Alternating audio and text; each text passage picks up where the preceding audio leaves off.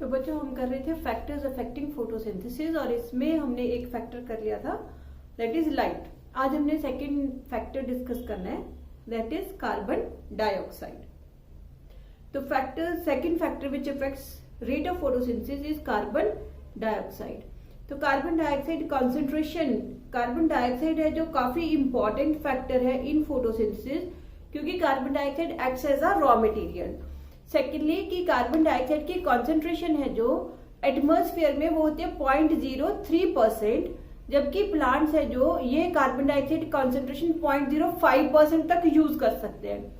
अब वो यूज तो 0.5% तक 0.5 तक कर सकते हैं बट प्रेजेंट कितनी है 0.03%।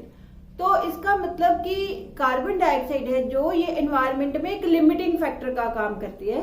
तो इसलिए कार्बन डाइऑक्साइड की जैसे जैसे कॉन्सेंट्रेशन इंक्रीज होगी वैसे वैसे रेट ऑफ फोटोसिंथेसिस भी इंक्रीज होगा।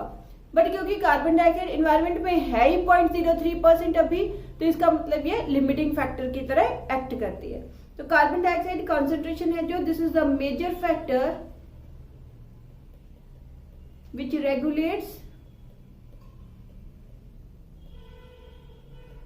rate of photosynthesis in environment. Its concentration is 0.03%, while plants can use 0.05% carbon dioxide. So it always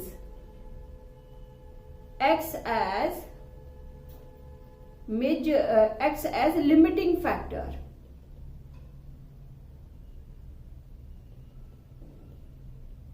for photosynthesis. Increase in carbon dioxide concentration will directly increase the rate of photosynthesis. It will increase the rate of photosynthesis. ठीक है, तो carbon dioxide है जो carbon dioxide की वो concentration जिसपे plants है जो वो there is no gases exchange, मतलब वो कार्बन डाइऑक्साइड एनवायरमेंट से नहीं ले सकते, उसको हम बोलते हैं कार्बन डाइऑक्साइड कंपनसेशन पॉइंट। और वो कार्बन डाइऑक्साइड की कॉन्सेंट्रेशन बियॉन्ड विच प्लांट्स है जो they can not use carbon dioxide, मतलब ऑप्टिमम जो कॉन्सेंट्रेशन है उसको हम बोलेंगे कार्बन डाइऑक्साइड सैचुरेशन पॉइंट। तो the concentration of carbon dioxide, the concentration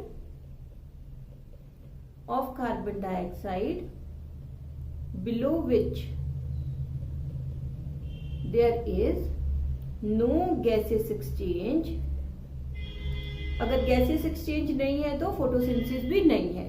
it is known as carbon dioxide compensation point. तो carbon dioxide compensation point C3 and C4 plants के लिए डिफरेंट होता है। Carbon dioxide compensation point for C3 plants ये होता है 25 to 100 ppm। और जो कार्बन डाइऑक्साइड कंपनसेशन पॉइंट है फॉर C4 प्लांट्स ये होता है 0 to 10 ppm। इसका मतलब क्या है? इसका मतलब है कि जब इन्वायरमेंट में कार्बन डाइऑक्साइड है जो ये एटलीस्ट 25 ppm पार्ट्स पर मिलियन प्रेजेंट होगी तभी C3 प्लांट्स अपनी फोटोसिंथेसिस शुरू कर सकते हैं।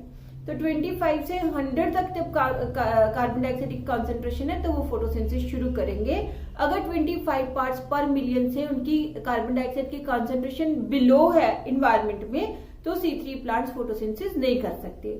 ऐसे C4 प्लांट्स के लिए ये है 0 to 10, मतलब कि 0 से अगर हम शुरू करें और 10 तक लेके जाएं तब भी बहुत अगर मिनिमम कार्बन डाइऑक्साइड एनवायरनमेंट में प्रेजेंट है तो C4 प्लांट्स है जो वो फोटोसिंथेसिस शो कर सकते हैं। क्यों? इसका रीजन हम पहले ही कर चुके हैं कि पैपकेज एंजाइम है जो वो C4 प्लांट्स को चाहिए होता है और पैपकेज ने ही कार्बन डाइऑक्साइड को पिक करना है फ्रॉम द इन्वायरमेंट। तो पेप्केज एंजाइम है जो इसकी ज्यादा एफिनिटी होती है with carbon dioxide as compare to rubisco of C3 plant. C3 plants में रुबिस्को है जो उसने इन्वायरमेंट से कार्बन डाइऑक्साइड लेनी है, C4 में पेप्केज ने इन्वायरमेंट से कार्बन डाइऑक्साइड लेनी है। तो जो पेप्केज है उसकी एफिनिटी ज्यादा है for carbon dioxide as compare to rubisco. अब the carbon dioxide concentration above which there is no gaseous exchange,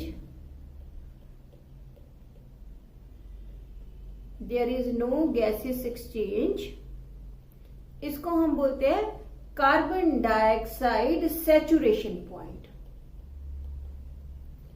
तो ये जो कार्बन डाइऑक्साइड सैचुरेशन पॉइंट है ये भी C3 एंड C4 के लिए डिफरेंट है। तो कार्बन डाइऑक्साइड सैचुरेशन पॉइंट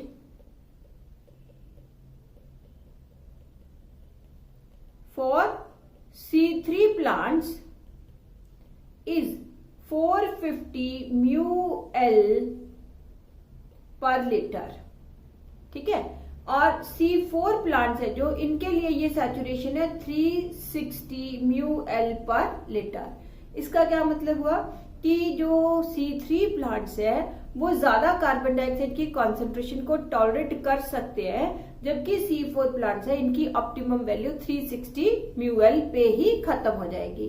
अब अगर हमने इनका बेटे मतलब क्या है कि अगर इन्वायरमेंट में कार्बन डाइऑक्साइड की कॉन्सेंट्रेशन इंक्रीज होती है तो इसका मतलब C3 प्लांट्स है जो वो बेनिफिशियल होंगे क्योंकि वो ज्यादा कॉन्सेंट्रेशन को टॉलरेट कर सकते हैं, और C4 प्लांट्स को इसका नुकसान हो जाएगा। तो जब जो हम कहते हैं कि ग्रीन हाउस इफेक्ट में क्या होता है, कार्बन डाइऑक्साइड हम कहते हैं इंक्रीज हो रही है, तो ग्रीन हाउस इफेक्ट की वजह से कार्बन डाइऑक्साइड इंक्रीज हो रही है तो C3 प्लांट्स है जो उनको फायदा होगा, उनकी प्रोडक्टिविटी ज्यादा होगी क्योंकि as compare to C4 plants हमने पहले किए थे कि ज्यादा एनर्जी लेते हैं, है ना, वो 30 ATP लेते हैं, ये सिर्फ 18 ATP लेते हैं। C3 प्लांट्स है जो वो कम एनर्जी लेके ज्यादा प्रोडक्टिविटी करते हैं, और C4 प्लांट्स है जो वो ज्यादा एनर्जी लेके कंपैरेटिवली कम प्रोडक्टिविटी करते हैं। तो आने वाले टाइम में अगर कार्बन डाइऑक्साइड की कॉन्सेंट्रेशन इंक्रीज होती है तो बेनिफिशियल कौन होंगे, C3 plants, not C4 plants. एक आपने सुना होगा कि जो प्लांट्स है उनको भी हम ग्रीन हाउस इफेक्ट देते हैं, ग्रीन हाउस में रखते हैं, तो उसका पर्पस भी यही होता है कि वो जो प्लांट्स है उनको हम ग्रीन हाउस में रखेंगे तो वहां पे कार्बन डाइऑक्साइड की कॉन्सेंट्रेशन है जो वो इंक्रीज हो जाएगी, जिसकी वजह से जो लिमिटिंग फैक्टर है वो खत्म हो जाएगा और प्रोडक्टिविटी है जो प्लांट्स की वो इंक्रीज हो जाएगी। तो अगर हम अब देखें कि C3 प्लांट्स है जो, this means C3 plants respond to higher carbon dioxide concentration and shows more photosynthesis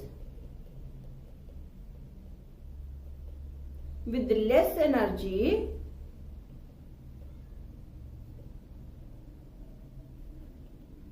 leading to higher productivity,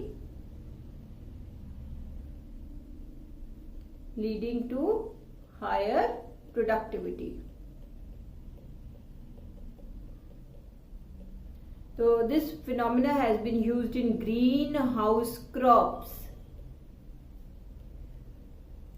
such as tomatoes and bell pepper, ठीक है। तो इनको ग्रो करते हैं कार्बन डाइऑक्साइड एनरिच्ड मीडियम में, जिसकी वजह से इनकी प्रोडक्टिविटी है जो वो इंक्रीज हो जाएगी। अगर हमने बनाना हो इनका graph,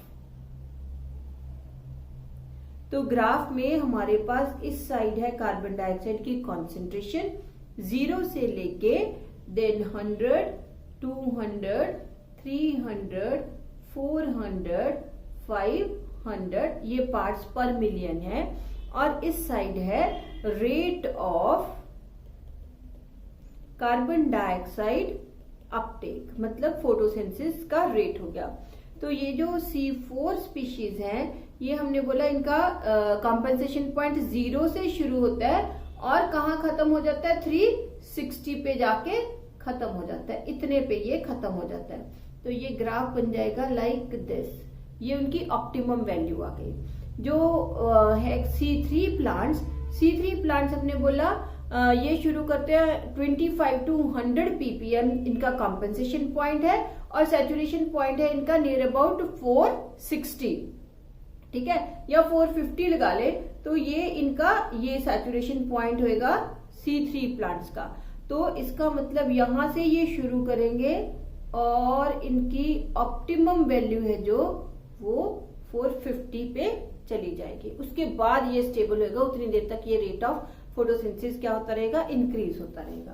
this is for C3 plant and this is for C4 plants, ठीक है। तो कार्बन डाइऑक्साइड है जो वो लिमिटिंग फैक्टर है इन्वायरमेंट में। जैसे जैसे कार्बन डाइऑक्साइड की कॉन्सेंट्रेशन इंक्रीज करेगी, रेट ऑफ फोटोसिंथेसिस इंक्रीज करेगा।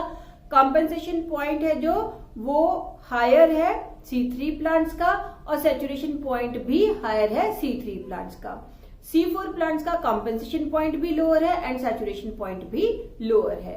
तो आने वाले टाइम में अगर ग्लोबल वार्मिंग की वजह से कार्बन डाइऑक्साइड की कॉन्सेंट्रेशन इंक्रीज होती है, क्योंकि कार्बन डाइऑक्साइड एक लिमिटिंग फैक्टर है, तो फोटोसिंथेसिस इंक्रीज होएगी और उसका बेनिफिट मिलेगा C3 प्लांट्स को, जिनकी प्रोडक्टिविटी इंक्रीज हो जाएगी। क्लियर। और नेक्स्ट फैक्टर है जो वो हमने करना है टेम्परेचर। मैंने शायद आपको पहले भी बताया था कि कहीं भी अगर टेम्परेचर है जो वो फैक्टर आता है, तो टेम्परेचर डायरेक्टली इफेक्ट करता है एंजाइम्स को, क्योंकि एंजाइम्स में हमने किया था कि एंजाइम्स की एक्टिविटी है जो वो डबल हो जाती है for every 10 degree rise in temperature up to optimum. तो अगर हम टेम्परेचर है जो वो इंक्रीज करना शुरू करेंगे तो एंजाइम ज्यादा एक्टिव होने शुरू हो जाएंगे और रेट ऑफ फोटोसिंथेसिस इंक्रीज करेगा up to optimum value. Optimum के बियॉन्ड क्योंकि एंजाइम्स डीनेचर हो जाते हैं, तो इसलिए रेट ऑफ फोटोसिंथेसिस है जो वो डिक्रीज करेगा।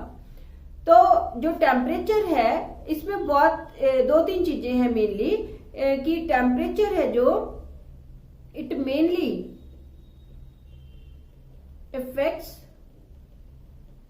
the activity of enzymes।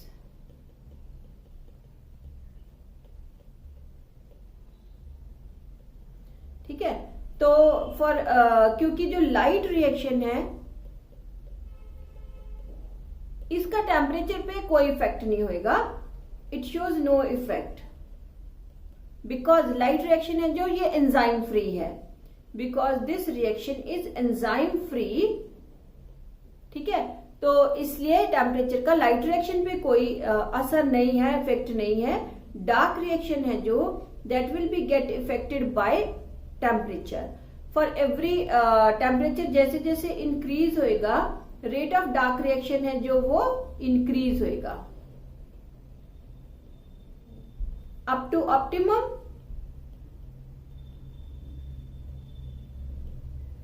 ठीक है, दूसरी चीज कि जो C3 प्लांट्स हैं उनका जो टेम्परेचर ऑप्टिमम है वो लो होता है, और जो C4 प्लांट्स हैं उनका टेम्परेचर ऑप्टिमम हाई होता है।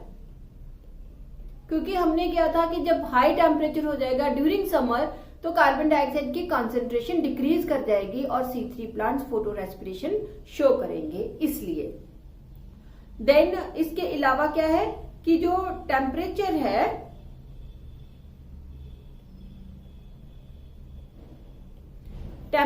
जो एक तो लाइट रिएक्शन पे इसका कोई इफेक्ट नहीं है, डार्क रिएक्शन पे है। दूसरा C3 प्लांट्स का टेम्परेचर ऑप्टिमम लोअर होता है और C4 प्लांट्स का टेम्परेचर ऑप्टिमम है जो वो हाई होता है। इसके अलावा जो टेम्परेचर है ये फोटोसिंथेसिस को इफेक्ट करेगा, क्योंकि जो प्लांट है उसकी नेचर चेंज हो जाती है। हम कहते हैं कि डेजर्ट्स है जो टेम्परेचर हाई हो गया वहां पे अलग टाइप के प्लांट्स है जो वो प्रेजेंट होते हैं, तो वो अलग टाइप का ही फोटोसिंथेसिस का जो मैकेनिज्म है वो भी शो करेंगे। तो जो टेम्परेचर ऑप्टिमम है it changes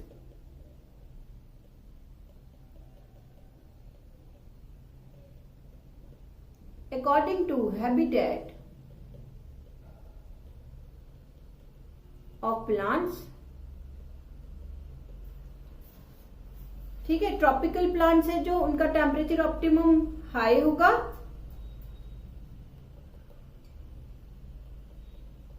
tropical plants have high temperature optimum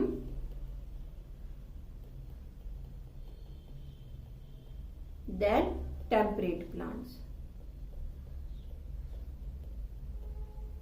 ठीक है. And pathway of photosynthesis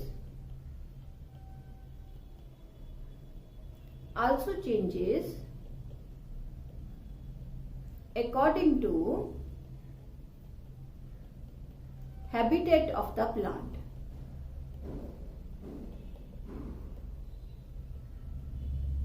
Habitat of the plant.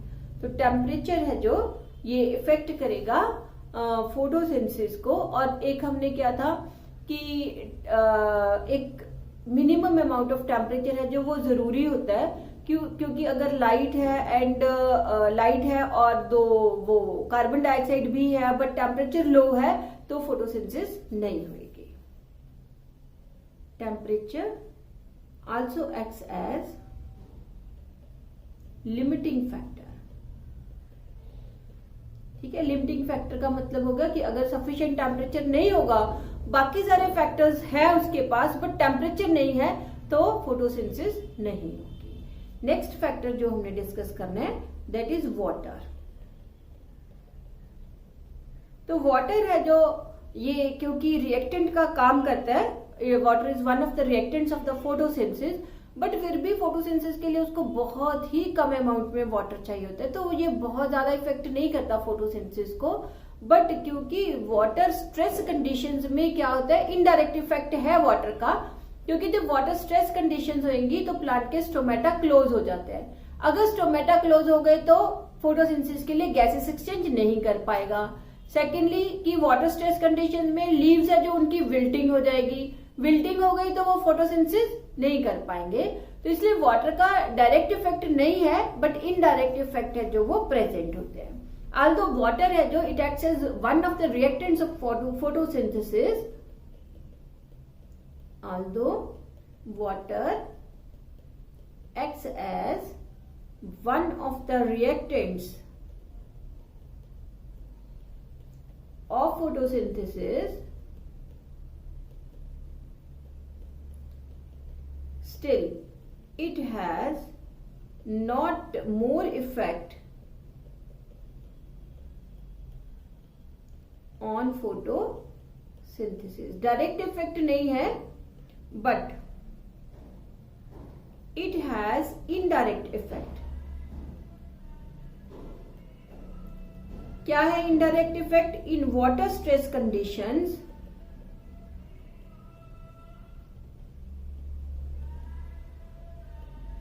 Stomata will close. Stomata will close. जब स्टोमेटा क्लोज हो गए तो no gases exchange. No gases exchange as a result photosynthesis है जो वो stop कर जाएगी. Secondly leaves will wilt reducing the surface area.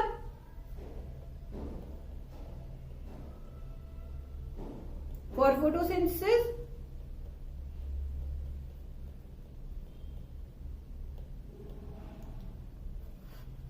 ठीक है.